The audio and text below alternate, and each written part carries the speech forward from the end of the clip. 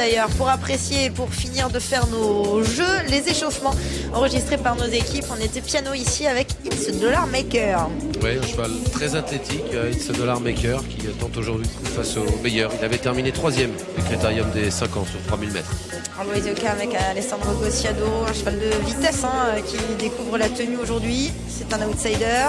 Fakir de Mahé, l'élève de Mathieu Mottier. Oui, il tente sa chance à ce niveau. Sachant qu'il y a beaucoup de tenues. Pourquoi pas? On a vu par le passé venir des gros quintés et réussir dans le Prix de Paris. Et Pop au fort avec Christian Dijon a besoin de nous rassurer, de redorer son blason. Il a gagné une course cet hiver, mais il n'a pas pu participer au Prix d'Amérique, auquel il avait terminé 4e l'an dernier. Canet de Banville, l'un des deux atouts de Jean-Michel Bazir dans cette épreuve. Cheval qui a été longtemps arrêté, cheval assez fragile, dont la dernière course est très bonne. 2e du Luxembourg. Marossa ne peut-elle pas faire parler d'elle pour un premier rôle dans cette épreuve si elle est un petit peu plus chanceuse que lors de ses 2 dernières apparitions? Possible, elle a fini elle aussi 2e du Critérium des 5 ans sur 3000 mètres. Critérium des 5 ans qui a remporté Hussard des Landrais à son époque. Un objectif aujourd'hui pour lui, effacer la grosse frustration du Prix d'Amérique où il n'a pas pu défendre ses chances après un départ au galop. Retour à la compétition pour Elvis du Vallon qui est à regarder aujourd'hui. Favori ici. Très bien, Isoard Vedaquet, aérien dans la descente, Pierre. Oui, le cheval a l'air vraiment top. Cheval de train, il semble taillé pour cette course. Le 11 Hokkaido Giel, 2e du Prix d'Amérique. À l'arrivée également du Prix de France, il a pris la 5e place à l'issue d'une course terrible. C'est un prétendant aux premières places. Dans ceux qui brillent le plus, Alors on se voit dedans. on se voit dedans. Ouais, très très beau. Lui aussi il est beau, Moni Viking, mais sa forme est plus sujette à caution. Je pense que Björn Goop va essayer de préparer cette course au mieux, mais l'opposition est de taille pour ce cheval de 11 ans. Il fait partie de tous ceux qui peuvent prendre une 4-5e place. Diable de Vauvert a gagné cette épreuve en 2022. Il est d'ailleurs détient le record, d'ailleurs, une 13-3 sur 4150 mètres. Ce sera peut-être un peu plus dur aujourd'hui, mais place peut lui revenir. Ou Curberry, on ne présente plus, vainqueur du Prix d'Amérique l'an dernier, 3e de cette course lors du dernier meeting. C'est un cheval qui a un bon profil pour réussir dans ce Prix de Paris. Nous sommes à 8 minutes du départ de ce groupe 1, dernier temps fort des Amériques Races PMU, Prix de Paris aujourd'hui. Les compétiteurs sont en train d'effectuer le traditionnel défilé devant les tribunes de l'hippodrome de Paris-Vincennes. Favori 3,30 €, c'est le numéro 10, Isoard Vedaquet, avec Benjamin Rochard à son sulky. On entendait tout à l'heure au micro de Fred les propos de son metteur au point, Philippe Allaire.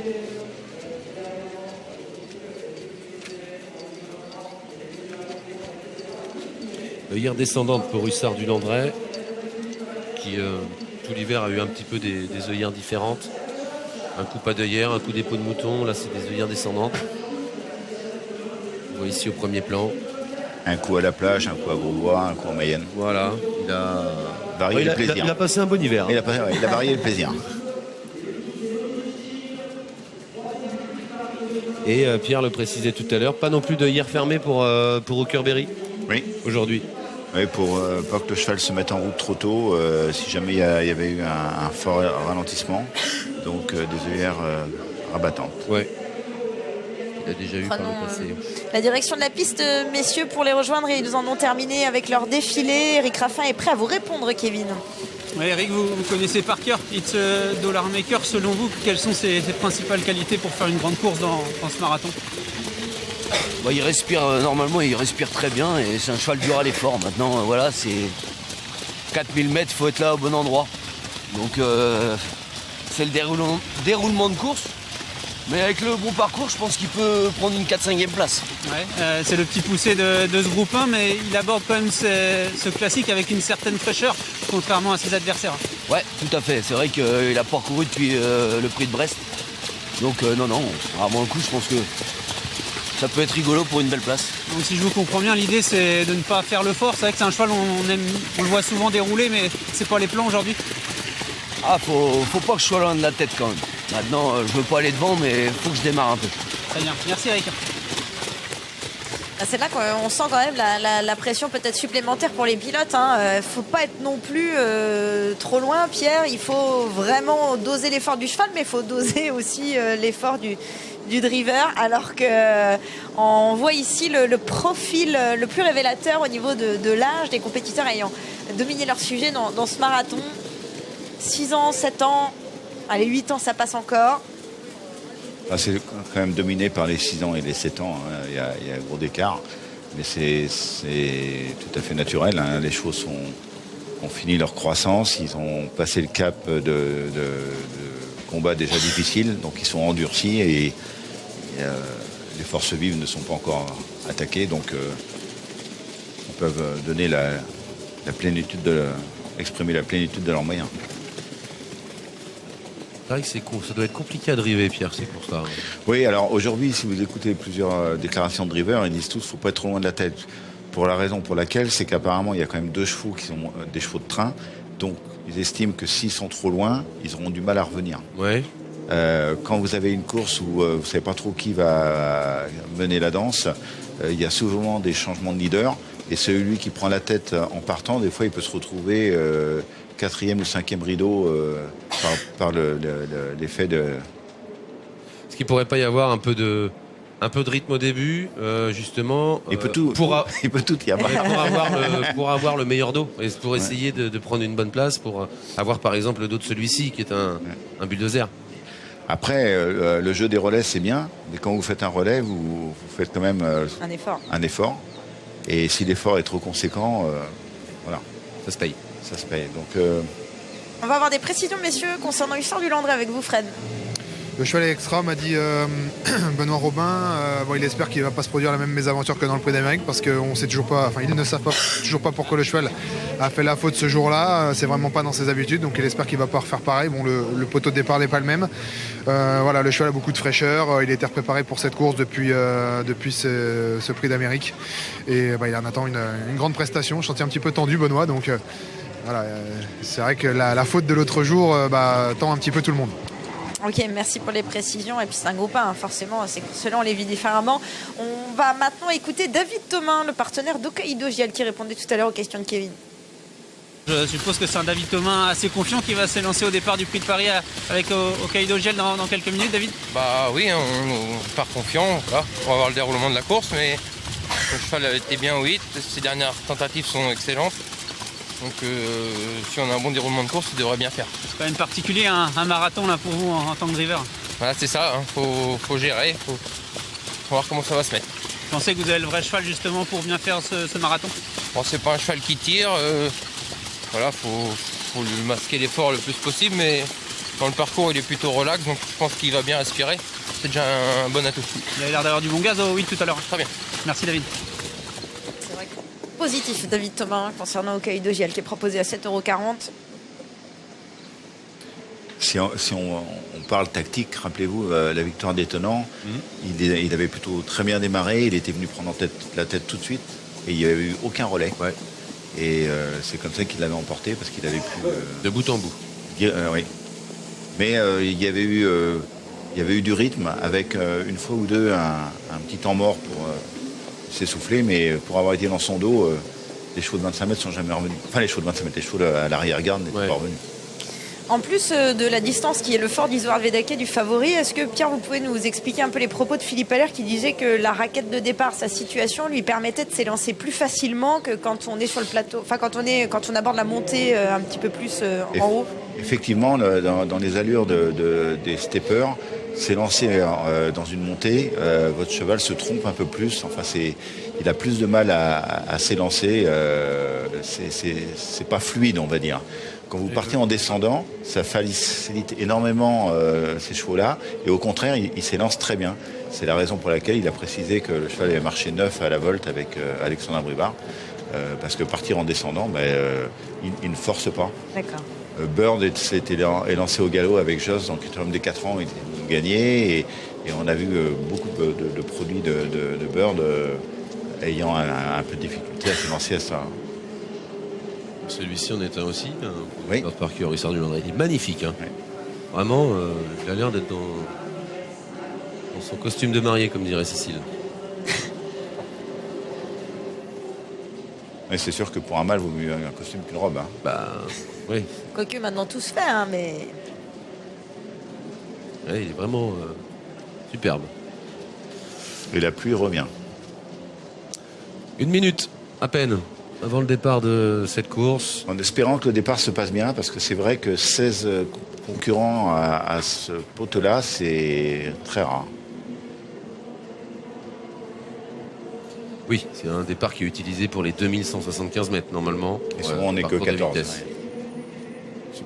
Des fois, à ce genre d'épreuve, certains concurrents décident délibérément de partir dans un dos pour être tout de suite garés. Bah là, il n'y a pas lieu de s'affoler en partant. Bah, surtout avec les pistards, quoi. Ouais. après, faut pas trop se regarder non plus. Faut bien qu'il y en ait un qui se dévoue. Départ imminent. Édition 2024 de ce marathon qui est le Prix de Paris.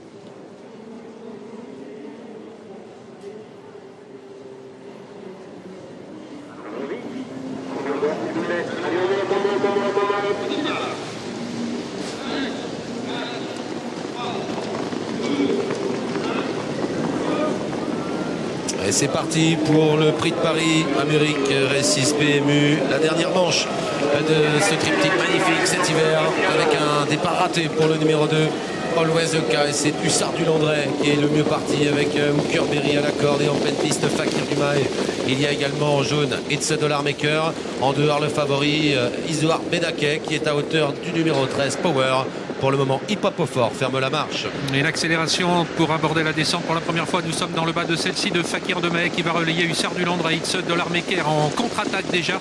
Alors que le numéro 13 Power s'annonce en 4e position. Kerberry s'est placé lui côté corps avec Canet Banville. Quant à Isoar Vedaquet, il trotte pour l'instant en 5 ou 6e position. Ils sont en bas de la descente. It's a Dollar Maker est venu en tête devant Fakir Dumae. En 3e position, tout près Power qui accélère, qui va peut-être venir en tête. Robert Berg accélère, fait un peu de pression là sur Eric Raffin qui drive It's a Dollar Maker. En léger retrait à la corde, il y a Hooker Berry accompagné par Hussard du Landré, Isoar Vedaquet ensuite et Canet Banville qui est en position d'attente, 7-8e devant Ampiam DSM et Hokkaido JL. Et tout le monde cherche à s'écarter du sillage du numéro 13 Power. Power qui a donc pris l'avantage mais qui immédiatement va être relayé par It's a Dollar Maker. Fakir Dumae a quitté la corde, vient ensuite Isoar Vedaquet commence son effort maintenant. Il vient très vite Isoar Vedaquet, ou du moins à sa main pour venir prendre maintenant sans doute l'avantage. It's a Dollar Maker bien va le laisser faire. Il trouve ainsi un très bon dos. On retrouve derrière les premiers Hussard du Landré qui à son tour a quitté la corde. Hooker Berry également quitte la corde en 5e position. Il est talonné par Canet Banville. Le haut de la montée pour la première fois avec Isoar Vedaquet qui est venu en tête à son extérieur. Fakir Dumae en 3e position. It's a Dollar Maker côté corde devant Power qui est maintenant sur une 3e ligne. Tout près derrière les leaders. Hussard du Landré est là. Kazakh Vert devant Hooker Berry, Canet Banville. Ampiam DSM en léger retrait avec Diable de Vauvert, Hokkaido JL, Money Viking et Marosa. Fakir Dumae, pour l'instant, a essayé de sensiblement accélérer, mais Mathieu Mottier n'a pas insisté. Il a repris Fakir Dumae, alors que le numéro 10, Isoar Vedaquet, a l'avantage. En 2e position, It's a Dollar Maker. 3e place côté corde pour Power. Fakir Dumae, 4e. Il offre un dos pour l'instant à Hussard du Landré. Hooker Berry, Canet Banville viennent ensuite, avec également Diable de Vauvert et Ampiam Médé. Ils en terminent du premier tour de piste de ce Prix de Paris, toujours sous l'impulsion d'Isoar Vedaquet, le peloton qui s'étire un peu. En 2e position, It's a Dollar Maker devant Power, Fakir Dumae, Hussard du Landré. Il y a ensuite Kazakh Rose, Hooker Berry devant le numéro 5, Canet Banville. Ampiam DSM patiente toujours avec le numéro 11, Hokkaido JL, ainsi que le 14, Diable de Vauvert. Et la descente de la grande piste pour la 2e fois avec Isoar Vedaquet qui déroule à 2 longueurs de lui. It's a Dollar Maker. Power est toujours en 3e position. Hussard du Landré est né au vent désormais puisque Fakir Dumae a pu se ranger sur une 4e ligne côté corde. Hooker Berry voyage dans le dos d'Hussard du Landré. Canet Banville vient ensuite. Ampiam Médé est toujours au sein du peloton et dans le dos de cette dernière, Hokkaido JL. Il a fait la descente très vite, Isoar Vedaquet qui déroule en descendant. Il reste un peu plus de 1500 mètres à percourir. Il a fait un petit peu le trou sur It's a Dollar Maker qui est 2e. Power est 3e avec Hussard du Landré qui vient ensuite devant Hooker Berry. Canet Banville est encore en retrait avec Ampiam DSM et Hokkaido JL qui reste dans un dos. Diable de Vauvert est toujours à l'arrière. Les concurrents vont aborder la montée, ça va vite sous l'impulsion d'Isoar Vedaquet. Ouais, qui est désormais sur de bons rails. Isoar Vedaquet qui est sensiblement détaché pour aborder la montée effectivement du numéro 1 It's a Dollar Maker. À l'extérieur, c'est sensiblement rapproché. Hussard du Landré à hauteur de Power. Hooker Berry qui suit. Fakir Dumae qui va sans doute chercher à quitter la corde désormais, mais Canet Banville s'annonce. Ampiam Médé qui suit avec toujours Hokkaido Giel. Se dirige vers le dernier kilomètre, toujours sous l'impulsion d'Isoar Vedake qui est détaché dans ce Sprint Paris. Hussard du Landré qui commence à se lancer à sa poursuite avec Hookerberry dans son dos. It's de l'Armaker à la corde. Et il y a ensuite Canet Banville qui voyage bien devant KBDSM et Hokkaido Giel qui suit le mouvement. Les concurrents sont désormais dans le haut de la montée avec Hussard du Landré qui n'est plus qu'à une longueur maintenant du numéro 10. It's de l'Armaker, il va commencer à l'attaquer désormais. Hookerberry s'est bien rapproché avec également à son extérieur Canet Banville. It's de l'Armaker n'est plus qu'en 5e position. Kiamédé s'annonce également alors qu'Hussard du Landré est en train de mettre la pression pour aborder le tournant final sur It's de l'Armaker. Attention à Canet Banville qui s'annonce alors qu'ils sont désormais à moins de 500 mètres de l'arrivée et qu'Hussard du Landré a pris le meilleur. Hussard du Landré qui a fait plier Isoar Vedake qui n'a pas pu réagir. Canet Banville maintenant qui tente de revenir sur le cheval de Benoît Robin qui est parti en 3e position. Hookerberry un peu plus loin, il y a une Marossa avec également It's de l'Armaker qui tente de quitter la corde. Il reste 300 mètres à parcourir. Hussard du Landré a toujours le meilleur dans ce prix de Paris, mais Canet Banville tente de revenir avec Kid Marossa également qui est lancé tout en dehors. Hookerberry également qui termine fort. Hussard du Landré à 100 mètres du but qui au courage tente d'aller au poteau, mais on revient avec Kid Marossa et avec les Bazirs, mais Hussard du Landré va le faire. Hussard du Landré remporte le prix de Paris avec Johan Le Bourgeois. La 2e place peut-être pour Kid Marossa devant Hookerberry, Canet Banville et It's de l'Armaker. Majestueux Hussard du Landré qui domine son sujet, drivé parfaitement par son driver. Ça a été une course de folie, un marathon abordé sur des temps canons tout au long de la course. On n'a presque pas eu de temps mort, ça a été de la folie d'un bout à l'autre. Il a su être patient au bon moment, il a mis un uppercut à l'animateur au favori à mi-tournant final et il s'en est allé cueillir un groupe 1 de la plus belle des façons. Hussard du Landré qui apporte ce succès à Benoît Robin, son entraîneur, Johan Le Bourgeois, son partenaire, entraîneur propriétaire, Benoît Robin, qui doit avoir un souffle de soulagement après un départ du prix d'Amérique. Mais c'est incroyable. 11-9, 4000 mètres. On est descendu 5 à la première descente. Record on est parcours, redescendu 5 à la 2e descente. C'est fou. Isoar Vedake, il a été très vite devant et en plus au 2e passage, il a tiré. Benjamin Rochard n'a pas pu le décontracter. Le cheval a fini oxy. Regardez, il est en apnée dans les tournants. Il peut... Ceux de l'Armaker qui a essayé de suivre, il est fatigué aussi, il est quand même 5e. Mais... Ima Rosa, comme d'habitude, encore seconde d'un groupe 1. C'est quand même la 3e fois qu'elle est seconde d'un groupe 1. Elle était loin. Oui, mais il valait mieux.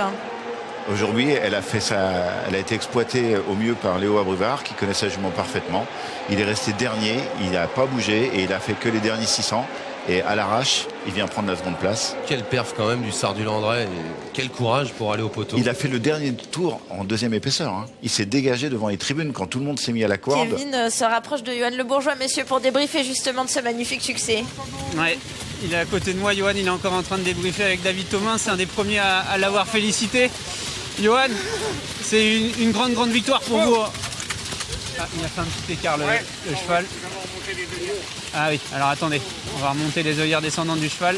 Il a encore du gaz, après plus de 4000 mètres, Hussard du Landré. Voilà, on est en plein direct. Christophe Toulorge qui embrasse. Benoît Robin, on l'entend dire « Oh la vache !» Ça y est, il est à côté de moi, Johan. C'est une grande victoire pour vous aujourd'hui en tant que driver, ce prix de Paris.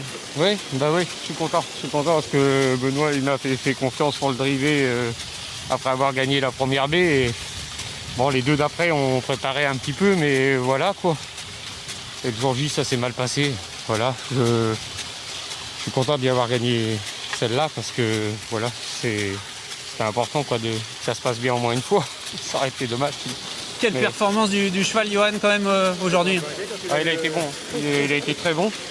J'ai pas voulu trop aller au départ, prendre la tête, parce que j'ai dit ça va être un petit peu piège. Mais une fois qu'ils ont arrêté devant, c'était fini, c'était un peu trop tard. Je pensais que Mathieu allait faire un relais avec ou rester à 2. Puis après, il a tout repris. Alors, je suis repassé 4e rideau, ça me mettait un peu loin parce qu'Isoar, il a fait un grand tour de piste et du coup, il a fallu que j'y aille un petit peu fort pour pas être trop loin parce que j'ai dit faut pas le laisser partir, j'avais peur qu'on le revoie pas. Merci.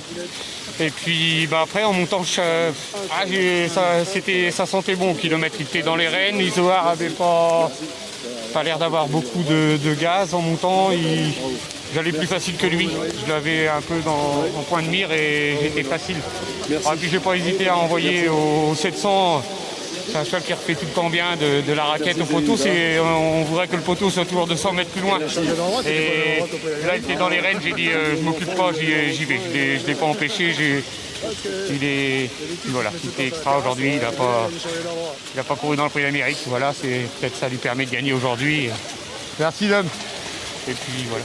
Non, mais bon, on peut avoir des regrets, voilà. On ne sait pas où on aura fini, mais bon, voilà, c'est bien. Ça se finit pas trop mal. Le Prix de Paris, c'est l'une des plus grandes courses du meeting d'hiver. Qu'est-ce qu'elle représente pour vous en tant que driver? Rien de plus que les autres, mais voilà, ça fait partie des belles courses. Voilà, c'est une course un peu spéciale. Faut pas être trop là, faut pas être trop loin. Ça se court jamais pareil tous les ans. C'est un peu bizarre comme course. J'avais la chance de driver un cheval qui peut tout faire, qui peut être né au vent, qui tire pas. C'est plus facile avec un cheval comme ça. Voilà, t'es pas mal pris, t'as pas besoin d'être dans un dos absolument. Donc, voilà, il est assez facile à driver. Bravo Johan, profitez. Merci. On est bon. Un grand bravo à Johan Le Bourgeois. Maintenant, c'est à l'entraîneur que nous allons tendre le micro grâce à vous, Fred. Ouais, il y a un mot qui revient, qui sort de la bouche de Benoît là, depuis 5 minutes, c'est incroyable, vous en revenez pas? Bah non, parce que le premier tour se passait bien, mais après j'ai dit ça va se compliquer. Isoar, il déroulait dur du câble, il était à 2 nez au vent, mais j'avais dit à Johan, n'oublie pas qu'il s'en fout d'être... limite, c'est pas trop un cheval de driver. il s'en fout d'avoir une mauvaise position et Johan a bien joué le coup, il a bien tiré dessus tout le temps au lieu de lui demander. Et il n'a pas lâché le morceau, c'est un vrai champion. Je me souviens d'une image après le Prix d'Amérique, je vous ai vu traverser les vestiaires, les larmes aux yeux, après ce départ manqué, là ça doit être un vrai soulagement de le voir remettre un peu l'église au milieu du village là. Ouais, c'est énorme, j'ai été avec les enfants, on avait pris, le ciel nous est tombé sur la tête quand il est parti au galop dans le Prix d'Amérique. Mais bon, c'est comme ça, c'est les courses, et on a bien fait de faire l'impasse sur le Prix de France et il nous a récompensé aujourd'hui, il nous fait énormément plaisir. Si vous avez vu le chrono, une 11-9 sur 4000 mètres, c'est hyper impressionnant. Ouais, c'est incroyable. J'ai une pensée pour l'éleveur, pour tout le monde, pour mon frère, parce que je ne l'ai pas eu la semaine dernière, c'était son anniversaire et je l'ai loupé. Et non, puis tout le monde qui nous regarde. Non, c'est énorme. Bravo. Un grand bravo à Benoît Robin, lauréat de ce Prix de Paris en sa qualité d'entraîneur grâce à un hussard du Landré impérial aujourd'hui. Voilà Jordan, on poursuit le débrief bien évidemment sur Equidia Racing. Et quelle victoire du Sard du Landré qui littéralement détruit le précédent record de ce Prix de Paris. À jouer, ça a été une course tellement folle que les chevaux qui avaient de la fraîcheur ont certainement pu s'exprimer plus loin. Pierre Lévesque, pour moi un grand entraîneur qui a gagné toutes les grandes courses, c'est la première chose qu'il m'avait dit. Les grandes courses, c'est très dur de les enfiler les unes après les autres. Et surtout maintenant, toutes les courses sont des courses où on va à fond. Et comme l'a dit Benoît, peut-être que partir au galop, comme l'a dit Johan, partir au galop en Prix d'Amérique, il n'a pas couru. Il avait cet état de fraîcheur en plus par rapport aux autres. Voilà. Ima Rosa, par contre, elle confirme sa forme de cet hiver dans le Prix de France. C'était un cauchemar pour finir. Voilà, c'est ça, mais malheureuse à chaque fois sans avoir eu à puiser dans ses réserves. Voilà. Et elle a montré que c'était mère courage, parce qu'à chaque fois, elle donne tout ce qu'elle a pour finir. Et puis les deux Bazirs, ils sont là, comme toujours. Tous les chevaux sont à bout de force pour finir. Oui. Mais 11-9, rendez-vous ce que c'est sur 4 It's the Maker, et regardez, il refait du terrain pour finir. Ouais, mais ils sont là, je sais pas, on regardera le tracking, mais là c'est le mental qui a parlé pour finir. Exactement. Pour Hussard du Landré. Exactement. Non, mais c'est 11-9. Avant, on allait à l'étranger pour marcher un record moins de 12. C'était même pas un temps de Prix d'âme. Enfin, on n'imaginait pas, il n'y a pas si longtemps que ça, passer en dessous les 12 dans le Prix d'âme, quoi. Exactement. 2007, c'est vrai. Et puis on a bien vu, alors après, pour battre des records, c'est comme l'athlétisme. Oui. Il faut être deux. Et là, le fait que Isoard de Vedaquet prenne la main à Benjamin Rochard a fait qu'ils allaient vraiment très vite. Le deuxième tour, on a vu le tracking dans la descente, on s'est dit... 5, 6. Oui, ouais. Voilà. Mais au premier aussi. Moi, j'ai trouvé ça impressionnant. Mais il s'est mis à tirer vraiment au deuxième tour. Au premier tour, il était gérable. Et messieurs, maintenant, c'est au tour de Léo Abrivard de réagir. Mère courage, Inma Rosa, encore deuxième d'un groupe 1, Fred. Embrassé par maman et une belle deuxième place, Léo. C'est une magnifique performance encore d'Inma Rosa aujourd'hui. Ouais, non, elle a vraiment été magnifique. Parce qu'il a fallu faire quand même une première craquée en haut de la côte et après elle a été toute seule à mi-virage. Donc elle a été vraiment très courageuse. Il y a eu une course hyper rythmée, 11-9, c'est un peu surprenant ce chrono sur une telle distance. Bah ouais, combien vous dites? 11-9. Ah ouais, non, c'est impressionnant. Moi, j'avais le premier tour a été par à-coup, il y avait pas mal d'à-coups. Et après, par contre, on a fait le dernier tour vraiment fort pour la Zohar s'est mis à brancher un peu là et ça a envoyé. Ouais, sûrement. Et nous, ça nous a bien servi.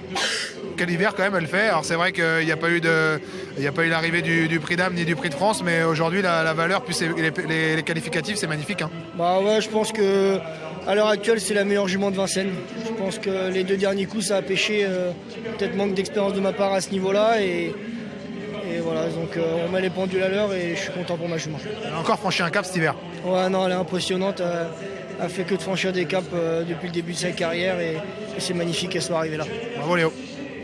Léo Abrivard, partenaire d'Itmar Rosa, deuxième de ce groupe 1, alors que le lauréat effectue son tour d'honneur devant les tribunes de Vincennes. Avec son lad, tout sourire.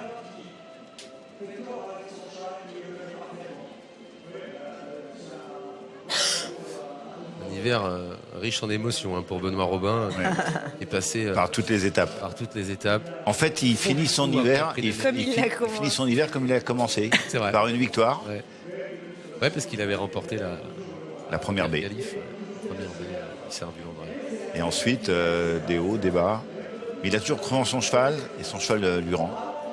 Et puis, je suis persuadé, comme on en plaisantait, mais il a varié sa façon d'entraîner. Le cheval a voyagé, il a été à la mer, il en est revenu, il a essayé de... Et il a ajouté tous les petits détails les uns derrière les autres pour Exactement. arriver à des victoires comme ça. Quoi. Voilà. Messieurs, un flash commissaire tout de suite.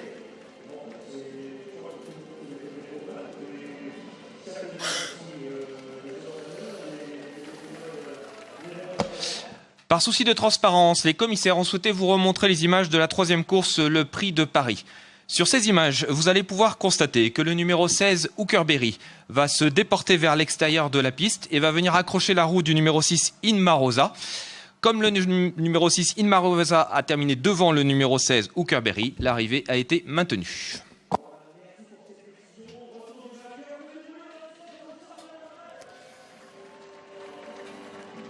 Avec le retour du vainqueur dans l'enceinte des balances pour immortaliser cette magnifique victoire du Sard du Landrais, félicité de toutes parts par son propriétaire qu'on aperçoit, la famille de Benoît. Benoît qui va pouvoir rejoindre le podium ensuite. Qui se plaît hein, sur les longs parcours. Le critérium des 5 ans qu'il avait remporté, c'était l'un des plus longs parcours de Vincennes, 3000 mètres. 4e l'année dernière du Prix de Paris. Ouais. Il a fait sa place hein, parmi les meilleurs chevaudages du pays.